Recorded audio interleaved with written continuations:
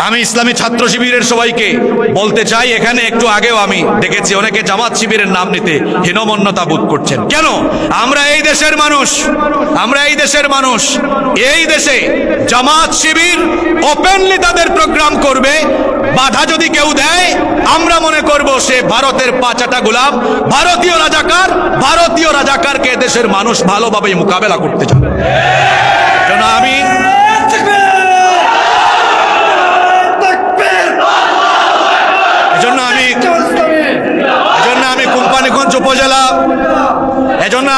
কোম্পানিগঞ্জ উপজেলা জামাতে ইসলামী এবং ছাত্র শিবিরকে বলতে চাই, আপনারা ওপেনলি বুক ফুলিয়ে কোম্পানিগঞ্জে কাজ করবে।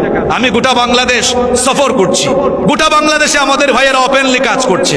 এখানে কার এত বড় সাহস যে ইসলামী আন্দোলনের কাজে বাধা দিবে? এই জমিন আল্লাহর, এটা মসজিদের দেশ, মাদ্রাসার দেশ, আলেম উলামার দেশ। জামাতে ইসলামী, ইসলামী ছাত্র শিবির এই দেশে কোনো নেতা নেত্রীর আদর্শ কায়েম করবে না। তারা এই দেশে মহানবী মুহাম্মদুর রাসূলুল্লাহ সাল্লাল্লাহু আলাইহি ওয়াসাল্লামের আদর্শ বাস্তবায়নের লক্ষ্যে, আল্লাহর জমিনে আল্লাহর দ্বীন বাস্তবায়নের লক্ষ্যে কাজ করছে। সুতরাং আল্লাহর জমিনে আল্লাহর দ্বীন বাস্তবায়নের লক্ষ্যে কাজ হবে। বাধা দেয় কারা আমরা দেখতে চাই। আপনি একটু নামাজ আদায় করলে, আপনার ছেলেমেয়েরা একটু দিন পালন করলে দেখা যেত জঙ্গি সন্দেহ। তাদের নাক এত খারাপ হয়ে গিয়েছিল যে ইসলামপন্থীদেরকে দেখলেই তাদের নাকে শুধু জঙ্গি জঙ্গি গন্ধ লাগত। এ ধরনের একটি পরিবেশ বাংলাদেশে আমরা দেখেছি, যেখানে আলেমদের সাথে বেয়াদবি করা হয়েছে। আলেম ওলামারা যখন সত্য কথাগুলো বলেছেন, তাদের কণ্ঠ রোধ করা হয়েছে। কাউকে কণ্ঠ রোধ করাতে না পেরে তাদেরকে জেলখানায় বন্দী করে রাখা হয়েছে। আপনারা আয়না ঘরের নাম শুনেছেন।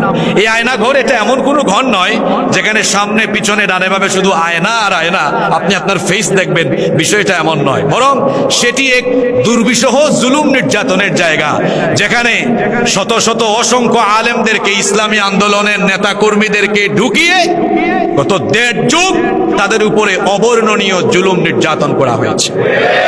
তাফসীর মাহফিলগুলো বন্ধ করে দেওয়া হয়েছে। তারা বন্ধ করার কোনো জিনিস পায়নি। এদেশে ঢাকায়, চিটংয়ে নাইট ক্লাব, বুট ক্লাবকে চালু রেখে তারা কোরআনের মাহফিল বন্ধ রেখেছে। এই কোম্পানিগঞ্জ মুফতি আমির হামজার মাহফিল 2 বার বন্ধ করা হয়েছে। এই কোম্পানিগঞ্জের প্রশাসন তারা বন্ধ করার জিনিস পায় নাই। এখানে আমি যতটুকু জানি, আমার বাড়ি এলাকায় এখানে বালু মহাল নিয়ে দুর্নীতি হয়। এখানে পাথর খেকু, বালু খেকু আছে। তাদের বিরুদ্ধে অ্যাকশন না নিয়ে কোরআনের মাহফিলের বিরুদ্ধে অ্যাকশন নেন। আপনাকে এদেশের জনগণের ট্যাক্সের পয়সায় বেতন দেওয়া হয়। এদেশের সিংহভাগ মুসলমানদের ধর্মীয় চর্চায় বাধা দেওয়ার জন্য বেতন দেওয়া হয় না। আপনাকে বেতন দেওয়া হয়, রেশন দেওয়া হয় উচ্ছৃঙ্খলা, বিশৃঙ্খলা এবং এই দেশের দুর্নীতিকে রক্ষা করে, দুর্নীতিকে দমন করে এই বাংলাদেশকে সাজাবার জন্যই তো আপনাকে বেতন দেওয়া হয়। বন্ধ করার আর জিনিস পায় না। আমরা কিছুদিন আগে আমাকে ছাত্ররা, গত মাসে আমি কোম্পানিগঞ্জে আসলাম, ইসলামী আন্দোলনের ছাত্ররা আমাকে বলল যে আমরা একটি সংবর্ধনার আয়োজন করতে চাই। তো তারা বলছে বাহিরের কোনো জায়গা। আমি বলেছি বাহিরের কোনো জায়গা কেন? এখানে উপজেলা অডিটোরিয়াম এটা দেওয়া হয়েছে। এই উপজেলাতে আমরা যারা বসবাস করি, বিশেষ করে এই দেশ মসজিদ মাদ্রাসার দেশ, এটা আলেম ওলামার দেশ। এখানে যদি ইসলামী ছাত্র শিবিরের ছেলেরা কোনো সংবর্ধনা অনুষ্ঠানের আয়োজন করে, এখানে এমন কে আছে যে তাকে পারমিশন দেবে না? আমি ইসলামী ছাত্র শিবিরের সবাইকে বলতে চাই, এখানে একটু আগেও আমি দেখেছি অনেকে জামাত শিবিরের নাম নিতে হীনমন্যতা বোধ করছেন। কেন? আমরা এই দেশের মানুষ, এই দেশে জামাত শিবির ওপেনলি তাদের প্রোগ্রাম করবে। বাধা যদি কেউ দেয়, আমরা মনে করব সে ভারতের পাঁচাটা গোলাম, ভারতীয় রাজাকারকে দেশের মানুষ ভালোভাবে মোকাবেলা করতে চায়।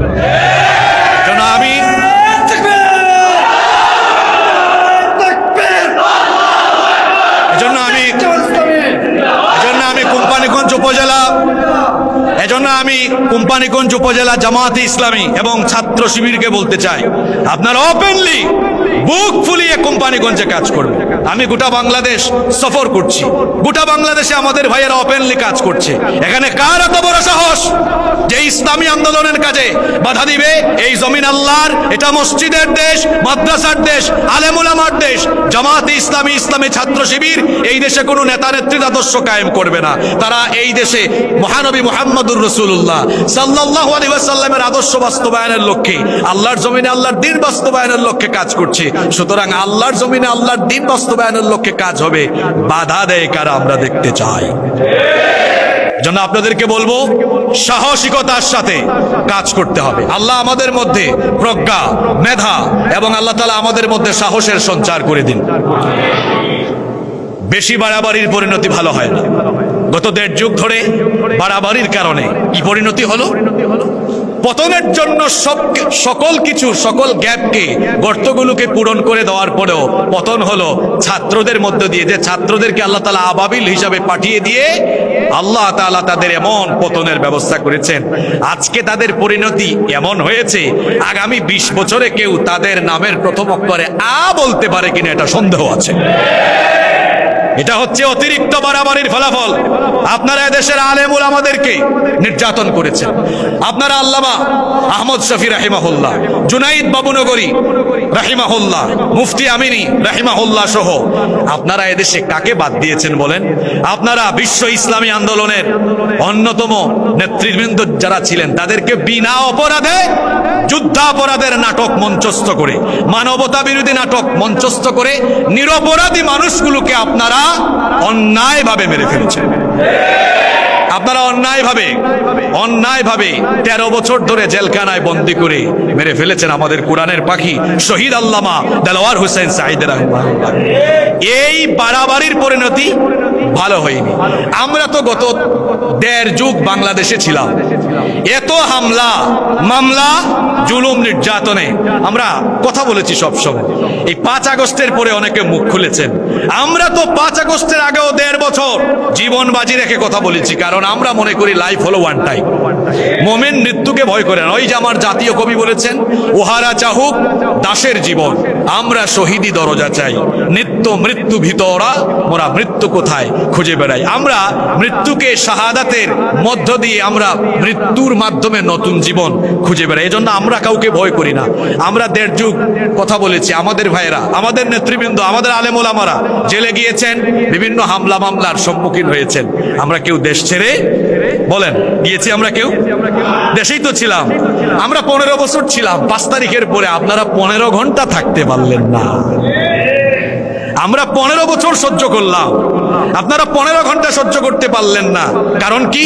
কারণ আপনারা এত বেশি অপকর্ম করেছেন, দুঃশাসন, অপশাসন এবং দুর্নীতি, লুটপাটের মহোৎসব করে এমন কর্মকাণ্ড আপনারা করেছেন। 15 ঘন্টা নয়, জনগণ 15 মিনিটের জন্যই পাইলে আপনাদেরকে গণধুলাই দিত। এজন্য আপনারা দেশ ছেড়ে তাও গিয়েছেন কোন জায়গায়?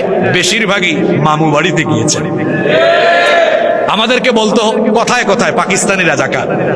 আমি গত 4-5 বছর ধরে উত্তরাঞ্চলে, দক্ষিণাঞ্চলে বহু জায়গায় যখন আমরা প্রোগ্রামে বাধার সম্মুখীন হতাম, গত বছর চুয়াডাঙ্গার দর্শনা আলমডাঙ্গায়, চুয়াডাঙ্গার আলমডাঙ্গায় ওসি সাহেব ফোন করলেন যে প্রোগ্রামে আসবেন না। কেন আসবো না? কারণ আপনার বিরুদ্ধে অভিযোগ পেয়েছি আপনি স্বাধীনতা বিরোধী। আমি বললাম, আমার জন্ম 90-এর দশকে জন্ম নিয়ে আমি কি করে স্বাধীনতার বিরোধী হই? তিনি বললেন যে আপনি চেতনায় স্বাধীনতা বিরোধী, চেতনায় স্বাধীনতা বিরোধী। তো বলছিলাম, আমাদেরকে বলতো পাকিস্তানি রাজাকার। আমরা তো কেউ পাকিস্তানে যাতায়াত করিনি, পাকিস্তানের সাথে আমাদের কোনো সম্পর্ক নাই। বরং আমাদেরকে যারা পাকিস্তানি রাজাকার বলতো, তারা তাদের কর্মকাণ্ড দিয়ে প্রমাণ করেছে, তারা যখন ভারতে মামু বাড়ি দিল্লিতে পালিয়ে গিয়েছে, তারা নিজেরাই তাদের কর্মকাণ্ড দিয়ে প্রমাণ করে দিয়েছে তারা হলো ভারতীয় রাজাকার। সম্মানিত উপস্থিতি, দীর্ঘ সময় ধরে আপনারা আলোচনা শুনেছেন। আজকে আমার ইচ্ছে ছিল যে বিষয় দেওয়া হয়েছে, এই বিষয়ে কমপক্ষে 30-40 মিনিট আলোচনা করার। সময়ের দিক বিবেচনায় আমাকেও শহরে ফিরে যেতে হবে। এজন্য আমি আপনাদের কাছ থেকে মাত্র 10 মিনিট সময় চেয়ে নিচ্ছি। এই 10 মিনিট সময় আপনারা আমাকে সহযোগিতা করবেন তো ইনশাআল্লাহ? আজকে পোস্টারে লেখা হয়েছে যে বৈষম্যহীন সমাজ প্রতিষ্ঠায় মহানবী সাল্লাল্লাহু আলাইহি ওয়াসাল্লামের আদর্শ। আমরা যদি এখন বাংলাদেশের মানুষকে জিজ্ঞেস করি, আপনারা কেমন বাংলাদেশ চান? বিশেষ করে অভ্যুত্থানকারী ছাত্ররা বলছে আমরা একটি বৈষম্যহীন বাংলাদেশ চাই। এখন সবাই স্লোগান দিচ্ছে আমরা বাংলাদেশকে সংস্কার করতে চাই, রাষ্ট্র সংস্কার করে নতুন একটি রাষ্ট্র আমরা সাজাতে চাই। এখন আপনারা আমাকে বলেন তো, যদি আমরা আমাদের এই দেশকে সংস্কার করতে চাই, সমাজ এবং রাষ্ট্র সংস্কারের দিক দিয়ে নবী করিম সাল্লাল্লাহু আলাইহি ওয়াসাল্লামের চাইতে উত্তম কোনো আদর্শ দুনিয়াতে আছে? কারণ তিনি হচ্ছেন এই পৃথিবীর বিখ্যাত এবং সর্বশ্রেষ্ঠ সমাজ সংস্কারক, সর্বশ্রেষ্ঠ রাষ্ট্র সংস্কারক। তিনি আরবের একটি বৈষম্যে ঘেরা সমাজ ব্যবস্থাকে পরিবর্তন করে একটি বৈষম্যহীন রাষ্ট্র উপহার দিয়েছিলেন। এটা কোন সমাজ? এটা হচ্ছে সেই সমাজ যেই সমাজের মানুষ এত অসভ্য, এত বর্বর ছিল, যেখানে হানাহানি, মারামারি, কাটাকাটি, বিশৃঙ্খলা, রক্তপাত, নারীদের উপরে নির্যাতন, নারীর প্রতি বৈষম্য, নানা ধরনের অপকর্ম, অর্থাৎ এক কথায় এমন কোনো অপকর্ম, এমন কোনো অন্যায় ছিল না যা সেই সমাজে বিদ্যমান ছিল না। এই রকমের একটি জেহালতপূর্ণ সমাজ ব্যবস্থাকে নবী করিম সাল্লাল্লাহু আলাইহি ওয়াসাল্লাম ওহীর বিধানের আলোকে পরিবর্তন করে দিয়ে এমন একটি সোনালী সমাজ উপহার দিলেন, যেই যুগ, যেই সমাজের মতো করে আরেকটি সমাজ পৃথিবীতে কোনো রাষ্ট্র ব্যবস্থা, পৃথিবীর কোনো ধরনের মতবাদ আজ পর্যন্ত দেখাতে পারেনি। এজন্য তো আমাদের খতিব সাহেবরা জুমার দিলে বলেন যে খায়রুল কুরুরি করেন সুম্মাল্লাযীনা ইয়ালুনাহুম সুম্মাল্লাযীনা ইয়ালুনাহুম, সর্বশ্রেষ্ঠ যুগ হচ্ছে আমার যুগ, সর্বশ্রেষ্ঠ যুগ হলো রাসূলের যুগ। আপনাদের কোনো সন্দেহ আছে? নবী করিম সাল্লাল্লাহু আলাইহি ওয়াসাল্লাম জেহালতে ডুবে থাকা এই অসভ্য বর্বর মানুষগুলোকে পরিবর্তন করলেন। কিভাবে করলেন? আল্লাহর নবী রাষ্ট্র সংস্কারের আগে, আমার আজকে অনেক পয়েন্ট ছিল, আমি মাত্র দুটো পয়েন্ট নিয়ে আজকে কথা বলে আলোচনা শেষ করব। এক নম্বরে তিনি যেটা করলেন, রাষ্ট্র সংস্কার, সমাজ সংস্কারের আগে আল্লাহর নবী আগে মানুষ সংস্কার করেছেন, মানব সংস্কার করেছেন। কারণ আপনি একটি সমাজ বা একটা রাষ্ট্র ব্যবস্থাকে যদি সংস্কার করতে চান, তো এই সমাজ বা রাষ্ট্রকে যারা পরিচালনা করবেন, সমাজ এবং রাষ্ট্রের বিভিন্ন সেক্টরে যারা দায়িত্ব পালন করবেন, সেই মানুষগুলোর মধ্যে যদি নীতি, নৈতিকতা, মূল্যবোধ, সততা, আমানতদারিতা, স্বচ্ছতা, আখিরাতের জবাবদিহির ভয় তাদের অন্তরে যদি ঢুকাতে না পারেন, তাহলে বলেন তো, দুর্নীতি পরায়ণ ব্যক্তিবর্গ যদি সমাজ এবং রাষ্ট্রের বিভিন্ন সেক্টরে দায়িত্বে থাকে, সেই রাষ্ট্রকে কি সংস্কার করা সম্ভব? সেই রাষ্ট্রকে কি সোনালী রাষ্ট্র বানানো সম্ভব? এজন্য নবীজি কি করলেন? সর্বপ্রথম মানব সংস্কার করলেন। আর সেটা নবীজি কি দিয়ে করলেন? মানুষের তৈরি করা কোনো শিক্ষা দীক্ষা দিয়ে নয়, নবীজি সেটা করলেন ওহীর জ্ঞান দিয়ে, ওহীর শিক্ষা দিয়ে। যেটা আমার আগে মাওলানা মাসুক আহমদ ভাইও এই আয়াতটি তেলাওয়াত অত্যন্ত সুন্দর করে করলেন, যে লাকাদ মান্নাল্লাহু আলাল মুমিনিনা ইয বা'আথা ফীহিম রাসূলাম মিন আনফুসিহিম ইয়াতলু আলাইহিম আয়াতিহি ওয়া ইউযাক্কিহিম ওয়া ইউআল্লিমুহুমুল কিতাবা ওয়াল হিকমা ওয়া ইন কানু মিন ক্বাবলু লাফী দালালিম মুবিন।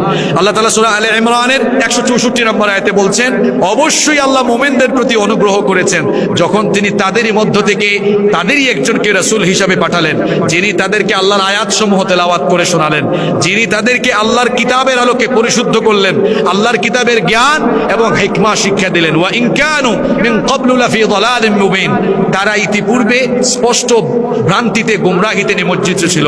আল্লাহ তাআলা এমন এক কিতাব তার নবীর কাছে পাঠালেন। সূরা ইব্রাহিমে আল্লাহ বলছেন, কিতাবুন আনজালনাহু ইলাইকা লিতুখরিজান নাসা মিনাজ যুলুমাতি ইলান নূর, এমন কিতাব দিলাম লিতুখরিজান নাসা মিনাজ যুলুমাতি ইলান নূর, যাতে করে তমসাচ্ছন্ন, নিকষ কালো, অন্ধকারে পড়ে থাকা মানবতাকে আপনি আলোর দিকে, মিনাজ যুলুমাতি ইলান নূর আয় মিনাল কুফরি ইলাল ইসলাম ওয়া মিনাদ দালালাতি ইলাল হুদা, কুফর থেকে ইসলামের দিকে, দালালাত থেকে হেদায়েতের দিকে আপনি যাতে নিয়ে আসতে পারেন। আল্লাহর নবী কি করলেন? আপনারা একটু খেয়াল করে শুনেন। আল্লাহর নবী কুরআনের শিক্ষায়, ওহীর শিক্ষায় ওই সমাজের, ওই জাতির মানুষদেরকে শিক্ষিত করলেন, কুরআনের দীক্ষায় দীক্ষিত করলেন, যার দরুন সেই সমাজের মানুষের মধ্যে এমন পরিবর্তন আসলো। আমার দিকে তাকান, পরিবর্তনটা হলো কেমনে? যারা ছিল সমাজের টাটকা চোর, ডাকাত, এরা ওহীর শিক্ষায় এসে, ওহীর দীক্ষায় এসে হয়ে গেল মানুষের সম্পদের চোর ডাকাত হওয়ার পরিবর্তে ওহীর জ্ঞান পেয়ে তারা হয়ে গেল মানুষের মাল সম্পদের পাহারাদার। সুবহানাল্লাহ। এরা কারা? এত সেই মানুষ যে কয়েক বছর আগে চুরি করত, ডাকাতি করত। এই মানুষগুলো এখন চুরি না করে মানুষের সম্পদ পাহারা দেয় কেন? কারণ সে আগে ছিল জাহেলিয়াতের যুগে, জেহালতে ডুবেছিল।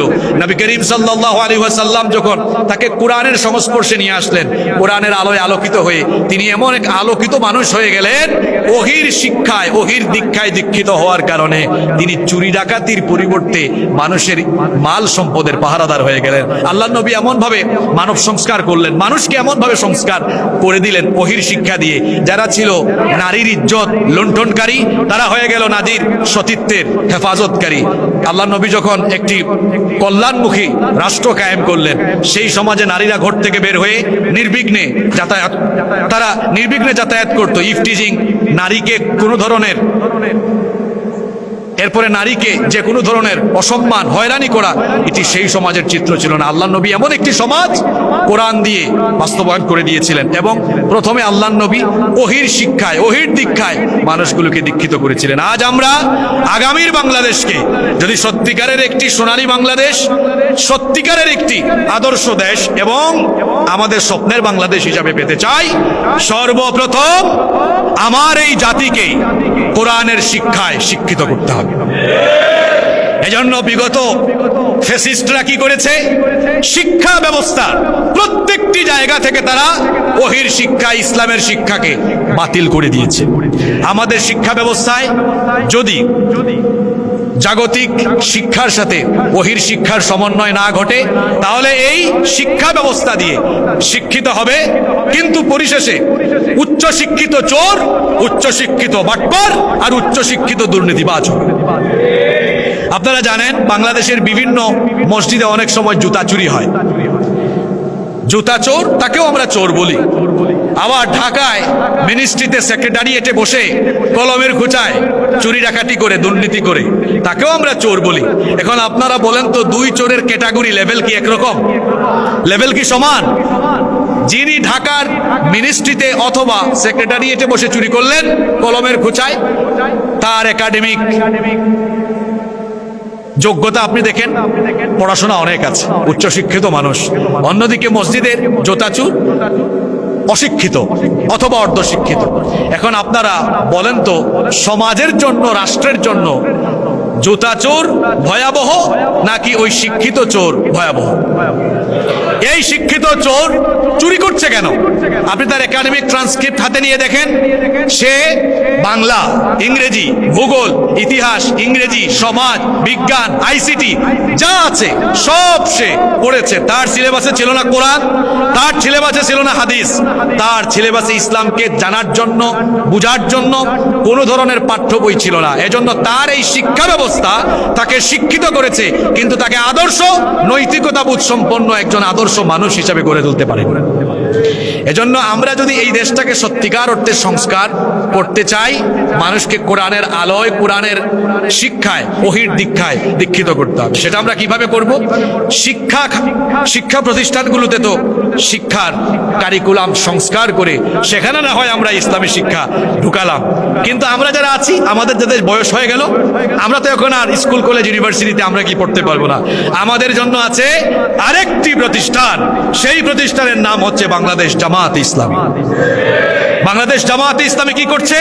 বাংলাদেশ জামাত ইসলামী তার সমর্থক থেকে নিয়ে আরম্ভ করে তার কর্মী, তার রুকন, প্রত্যেকটি সেক্টরের জনশক্তিকে কোরআন, সুন্নাহ, ইসলামী সাহিত্য এবং ইসলামী জ্ঞানের আলোকিত, ইসলামী জ্ঞানে ইসলামের আলোয় আলোকিত করে তাকে একজন আদর্শ মুসলিম হিসাবে গড়ে তোলার লক্ষ্যে বাংলাদেশ জামাত ইসলামী কাজ করে যাচ্ছে। বাংলাদেশ জামাত ইসলামীর সাথে অন্যান্য দলের পার্থক্য ঠিক এই জায়গায়, জামাত ইসলামী হচ্ছে পড়াশোনা করা একটা দল। এখানে জামাত ইসলামের যে সকল ভাইয়েরা এসেছেন তারা জানেন যে আপনাদের প্রত্যেকটি সেক্টরে, প্রত্যেকটি ধাপে সিলেবাস এবং পড়াশোনা আছে না নাই? অন্য কোনো দলে আপনি এটা পাবেন না। তাহলে আমি বলছিলাম যে আল্লাহর নবী মানব সংস্কার করলেন, এখন আমরা তো আল্লাহর নবীর আদর্শ বাস্তবায়ন করতে চাই। কি বলেন, চাই না? যদি আমরা চাই তাহলে কি করতে হবে? 1 নাম্বার, আল্লাহর নবীর এই আদর্শকে ফলো করে আমরা এখন থেকে, আজ থেকে কোরআনের দাওয়াত মানুষের বাড়িতে বাড়িতে, ঘরে ঘরে গিয়ে প্রতিটি মানুষের সিনার ভেতরে আমরা দ্বীনের দাওয়াত দিয়ে, ইসলামের দাওয়াত দিয়ে, ইসলামী আন্দোলনের দাওয়াত দিয়ে আমরা এই দেশে আরেকটি বিপ্লব তৈরি করার জন্য এদেশের মানুষকে ইসলামের আলোকে গড়ে তুলব ইনশাআল্লাহ। মনে রাখবেন, জুলাই আগস্টের বিপ্লব এটা ইসলামী বিপ্লব নয়, এটা ছিল জনসাধারণের বিপ্লব, বা যেটাকে আমরা বলতে পারি গণবিপ্লব।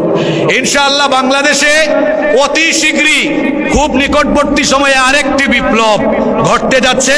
সেই বিপ্লব হবে ইসলামী বিপ্লব ইনশাআল্লাহ। সেই বিপ্লব বাস্তবায়নের লক্ষ্যে আমাদেরকে কাজ করতে হবে। কিভাবে কাজ করতে হবে?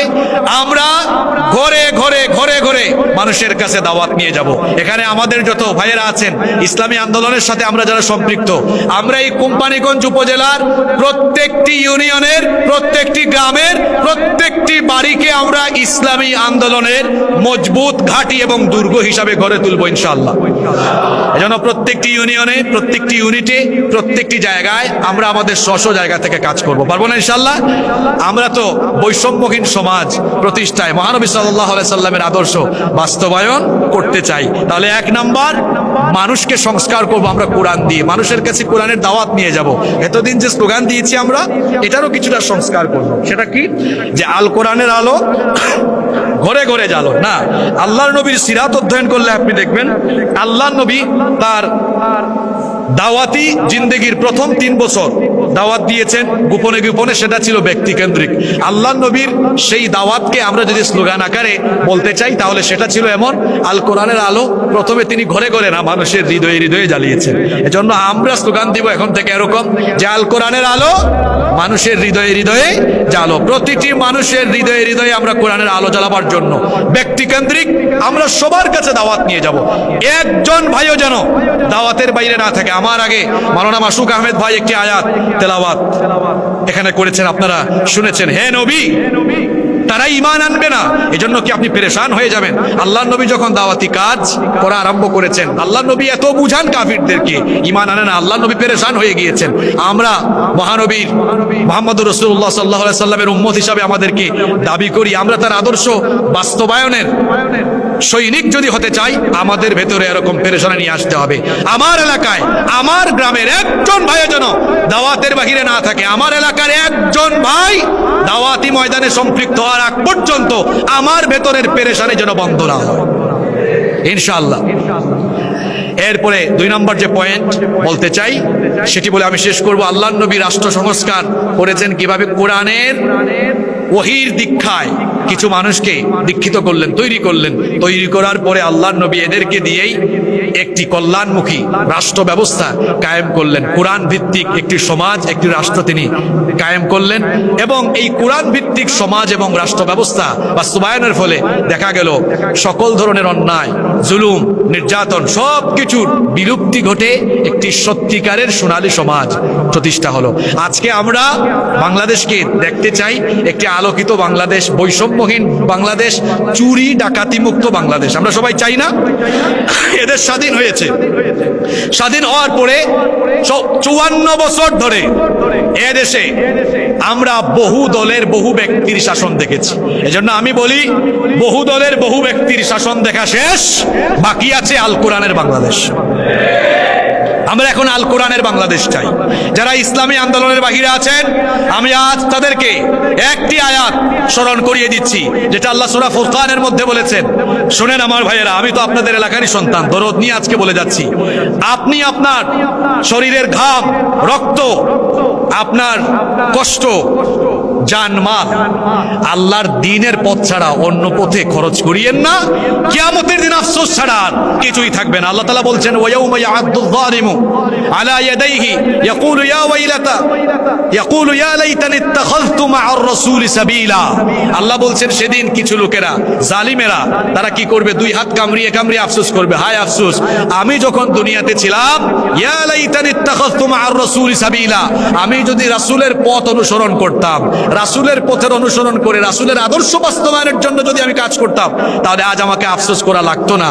তারা আফসোস করে আরো বলবে, ইয়া লাইতানি ইয়া লাইতানি লাম আত্তাখিয ফুলানান খলিলা, আফসোস যদি আমি অমুককে আমার বন্ধু না বানাতাম, অমুককে আমার নেতা না বানাতাম, আজকে আমি বেঁচে যেতাম। লাকাদ, এরপরে আল্লাহ বলছেন লাকাদ আদাল্লানি আনি যিকর, এরা কি করেছিল? এরা আমাকে আল্লাহর জিকির থেকে, উপদেশ থেকে বঞ্চিত করে রেখেছিল। শুনেন, নেতা ঠিক করেন, আপনি নেতা ঠিক করেন আগে। আপনি দুনিয়ার কোন নেতার চামচামি সামনে পিছনে না করে আপনি রাসূলুল্লাহর সৈনিক হন। আমরা যারা এখানে যুবক আছি, তরুণ আছি, তাদেরকে আমি বলবো, ছাত্রদেরকে বলবো, আমার উপজেলার ছাত্র সমাজকে, তরুণ সমাজকে বলবো যে তোমাদের এই তারুণ্য, তোমাদের এই যৌবন কোন নেতার সামনে পিছনে মোটর সাইকেলের শুডাউন করে তাদের চামচামি করার জন্য আল্লাহ তোমাদের যৌবন দেন নাই। তোমাদের যৌবন আর তারুণ্যের শক্তিকে আল্লাহর জমিনে আল্লাহর দ্বীন বাস্তবায়নের লক্ষ্যে কাজ করার জন্য। এজন্য আমি বলছি এগুলো পরিত্যাগ করো। যদি পরিত্যাগ না করো, আমি তোমাকে সূরা ইব্রাহিমের সেই আয়াত স্মরণ করিয়ে দিচ্ছি। ছাত্র এবং যুবকরা, আপনারা আমাকে মনোযোগ দিয়ে শুনবেন। আল্লাহ বলছেন সেই দিন ভণ্ড নেতা কর্মীদের কিয়ামতে সাক্ষাৎ হবে। সাক্ষাতে কি হবে? কর্মীরা নেতাদেরকে আটকিয়ে দিবে। ফাকালাত দুআফাউ লিল্লাযিনা ইসতাকবারু ইন্না কুন্না লাকুম তাবআন ফাহাল আনতুম মুগনুনা আন্না মিন আযাবিল্লাহি মিন শাই।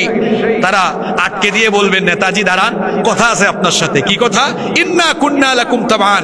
শুনেন, কোরআনে কারীমে আল্লাহ তাআলা এত ওপেনলি কথা বলে দেওয়ার পরেও আপনার মগজে যদি না ঢোকে, তাহলে তো আর কিছু বলার নাই। তাহলে বুঝবো ওই মাথায় শয়তান পেশাব করে দিয়েছে। এত সোজা কথা আপনার মাথায় ঢুকে না কেন? আল্লাহ বলছেন, তারা বলবে ইন্না, নিশ্চয়ই, কুন্না, আমরা লাকুম তাবআন, তোমাদের অনুসারী ছিলাম, তোমরা যা বলেছো তাই করেছি, তোমাদের কথা আমরা মেনেছিলাম, তোমাদের জন্য অনেক চামচামি করেছি, তোমাদের কথা শোনার কারণেই তো অপকর্ম করে আজকে তোরাও জাহান্নামী, আমরাও জাহান্নামী। দুনিয়াতে আমরা তোদের পক্ষে কাজ করে অপকর্ম করলে তোরা আমাদের জিম্মাদারি নিয়ে আমাদেরকে অনেক সময় বাঁচিয়ে আনতি। এখন তোদের কাছে প্রশ্ন হলো, ফাহাল আনতুম মুগনুনা আন্না মিন আযাবিল্লাহি মিন শাই। আজকে আল্লাহর আযাব থেকে রক্ষা করার জন্য কোনো কিছু করতে পারবে নাকি? কোনো জিম্মাদারির ব্যবস্থা করতে পারবে? জোরে বলেন, পারবে? নেতারা তখন বলবে, ক্বালু লাউ হাদানাল্লাহু লাহাদাইনাকুম। দেখেন নেতা কি বলছে, আল্লাহ যদি আমাকে হেদায়েত দিতেন, তোমাকেও আমি হেদায়েত দিতাম। এ তো হেদায়েতহীন। নেতার সামনে পিছনে আপনি দৌড়াচ্ছেন। এবার নেতা তার কর্মীকে বলবে, সাওয়াউন আলাইনা আজাজিআনা আম সাবারনা মা লানা মিন মাহিস। আজ তোমরা ধৈর্য ধরো, চিৎকার চেঁচামেচি করো, লাফালাফি করো, আর যাই করো না কেন, আজকে নেতা কর্মী উভয়ের অবস্থা জাহান্নামে সাওয়া, সমান সমান। কর্মীরা বলবে, না, এটা কখনোই হতে পারে না, আমরা এটা মেনে নিব না। আল্লাহ তাআলা বলবেন, তোমরা কি মানো না? তখন কর্মীরা বলবে, আল্লাহ, আমাদের নেতারা যা বলছে আমরা এটা মানি না। আল্লাহ বলবেন, তোমরা কি চাও? তারা বলবে, আমরা আমাদের নেতাদের বিরুদ্ধে আপনার কাছে দুইটা অভিযোগ পেশ করে দুইটা জিনিস চাই। কয়টা জিনিস? দুইটা জিনিস। এক নাম্বার হচ্ছে, ইন্না আতানা সাদাতানা ওয়া কুবারানা ফাআদাল্লুনা সাবিলা।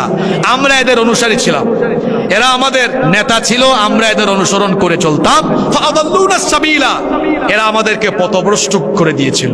সুতরাং আপনার কাছে চাওয়া হলো এক নাম্বার, নাজআলহুমা তাহতা আকদামিনা লিয়াকুনা মিনাল আসফালিন। দুনিয়াতে আমরা সামনে পিছনে চামচামি করেছি, তারা স্টেজে বসতো আর আমরা সামনে দিয়া বসতাম। আল্লাহ আজকে একটু সামনে দেন এগুলারে।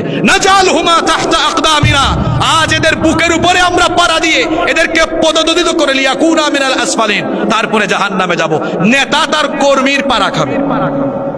আল্লাহু আকবার। এটা এক নাম্বার চাওয়া। দুই নম্বরে কর্মীরা অভিযোগ করবে, আল্লাহ, এরা বলছে আযাব নাকি আজকে জাহান্নামে সমান সমান হবে না। আমরা চাই রব্বানা আতিহিম দিআফাইন মিনাল আযাবি ওয়াল আনহুম লা'নান কাবীরা। আজকে আমাদেরকে জাহান্নামে যে আযাব দেওয়া হবে, আমাদের নেতাগুলোকে আপনি আযাবের ডবল করে দেন। কথাগুলো আমার বানানো না আল্লাহর কোরআনের? এখানে যত মানুষ উপস্থিত আছেন, এই আয়াত যদি আপনার কর্ণকুহর দিয়ে ঢুকে হৃদয়ের ভেতরে গিয়ে আপনার যদি উপলব্ধি আসে, আমি আপনাকে অনুরোধ করব, আজ থেকে তথাকথিত নেতার অনুসরণ বাদ দেন। আপনার জন্য সর্বশ্রেষ্ঠ আদর্শ হচ্ছেন মুহাম্মদুর রাসূলুল্লাহ সাল্লাল্লাহু আলাইহি ওয়াসাল্লাম। কোন নেতাদের সামনে পেছনে আপনারা ঘুরঘুর করেন? যারা কর্মীর একটু বিপদ দেখলেই পালিয়ে যায়। কর্মীদেরকে বিপদের উপরে ফেলে দিয়ে নেতারা পালিয়ে যায়, যায় কি যায় না? আপনি তো মুহাম্মদুর রাসূলুল্লাহ সাল্লাল্লাহু আলাইহি সাল্লামের আদর্শের অনুসারী হবেন। আপনারা কি বাংলাদেশে কখনো আলেম ওলামাদের বিভিন্ন ইসলামপন্থী দল আছে, অনেক আলেম ওলামা আছেন, আপনারা কি দেখেছেন ইসলামপন্থী দলের লোকেরা তাদের কর্মীদেরকে রেখে চলে গিয়েছে? আপনারা দেখেছেন কখনো? আমরা এটা কখনোই করি না। সুতরাং আমি বলতে চাই, আমরা যদি এই বাংলাদেশকে একটি সত্যিকারের বৈষম্যহীন বাংলাদেশ হিসাবে পেতে চাই, কোরআনে কারীমের আদর্শ অনুশাসন বাস্তবায়ন ছাড়া এটা কশ্চিনকালেও কোনোদিন সম্ভব নয়। এজন্য আমি বলছিলাম যে স্বাধীনতার 54 বছর পেরিয়ে গিয়েছে, বাংলাদেশে আমরা বহু দলের শাসন দেখেছি। সবাই বাংলাদেশের ভাগ্যের উন্নয়নের কথা বলে, যারা যখন সুযোগ পেয়েছেন নিজের ভাগ্যের উন্নয়ন করেছে। নিজের ভাগ্যের উন্নয়ন কেমনে করেছে? এদেশের মানুষের উপরে দেখেন তারা যে পরিমাণ ঋণের বোঝা চাপিয়ে দিয়ে গিয়েছে, তার চাইতে বেশি পরিমাণ টাকা তারা চুরি করে, দুর্নীতি করে, লুটপাট করে বিদেশে সম্পদের পাহাড় করেছে। এবার আমার শেষ প্রশ্নের উত্তর আপনারা দিবেন। সেটি হচ্ছে, আপনারা জানেন যে বাংলাদেশে বহু ইসলামী দল আছে। আমাদের মধ্যে কিন্তু মৌলিকভাবে কোনো ধরনের মতপার্থক্য নাই। অনেকে বলেন যে আপনারা এক হতে পারেন না কেন? আমরা মৌলিক সমস্ত বিষয়ে এক, এবং অনৈক্যের যে একটি দৃশ্য আমরা এতদিন দেখতাম, এটাও আর সামনে থাকবে না ইনশাআল্লাহ। আমরা কওমি, আলিয়া, চরমোনাই, হেফাজত, জামাত, খেলাফত, যত ইসলামী দল আছে, যত আলেম ওলামা আছেন, সকলের মধ্যকার মাঝখানের অনৈক্যের প্রাচীরকে ভেঙে চুরে টুকরা টুকরা চুরমার করে দিয়ে আমরা সবাই ঐক্যবদ্ধ হয়ে এই দেশে আমরা ইসলামী রাজ কায়েম করবো ইনশাআল্লাহ।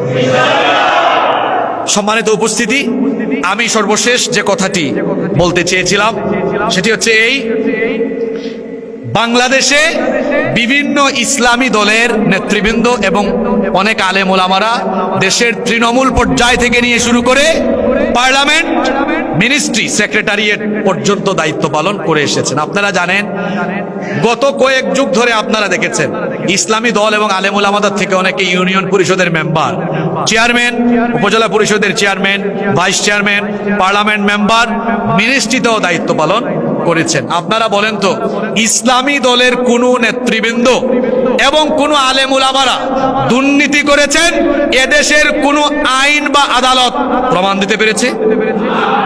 সেই 111-এ ফখরুদ্দিন মঈনুদ্দিনের শাসন আমলে যখন আওয়ামী লীগ, বিএনপি, জাতীয় পার্টির দলের লোকেরা ঘর থেকে পালিয়ে গিয়েছেন, তখনও মিনিস্ট্রিতে দায়িত্ব পালন করা ইসলামী আন্দোলনের অন্যতম দুই নেতা, আমাদের শহীদ মাওলানা মতিউর রহমান নিজামী এবং শহীদ আলী আহসান মোহাম্মদ মুজাহিদ, দুইজনই মিনিস্ট্রিতে দায়িত্ব পালন করেছেন। ফখরুদ্দিন মঈনুদ্দিনের সরকারও 1 টাকার দুর্নীতি তাদের বিরুদ্ধে প্রমাণ করতে পারে না। তাহলে বোঝা গেল এই বাংলাদেশ একমাত্র আলেম ওলামা এবং ইসলামপন্থীদের হাতেই নিরাপদ।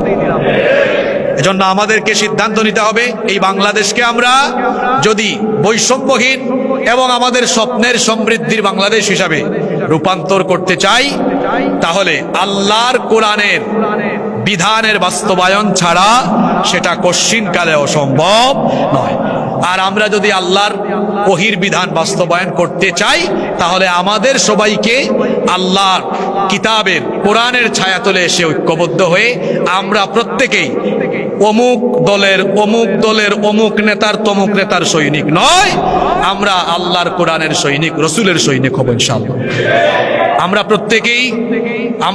প্রত্যেকেই দিন কায়েমের আন্দোলনে নিজেদেরকে শামিল করে, প্রত্যেকেই আমরা ঘরে ঘরে, বাড়িতে বাড়িতে দাওয়াত দিয়ে এই দেশে আরেকটি গণজাগরণ, আরেকটি ইসলামী বিপ্লব তৈরি করার লক্ষ্যে আমরা সকলেই আলস্যহীন হয়ে, বিরামহীন ভাবে, দুর্বার গতিতে আমরা কাজ করব।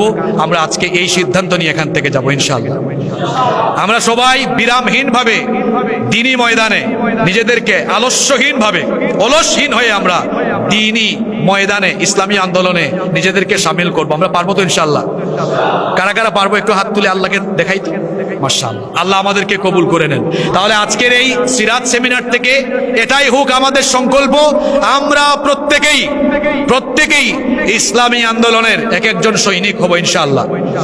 আমরা প্রত্যেকেই যারা এই দেশে, আমরা প্রত্যেকেই আল্লাহর জমিনে আল্লাহর দিন কায়েমের জন্য প্রত্যেকেই আমরা আমাদেরকে দিন কায়েমের আন্দোলনে সামিল করব। এটাই হবে আমাদের আজকের দিনের প্রত্যয় ইনশাআল্লাহ। আল্লাহ তাআলা আমাদের সবাইকে দিন কায়েমের কর্মী হিসাবে কবুল করে নেন।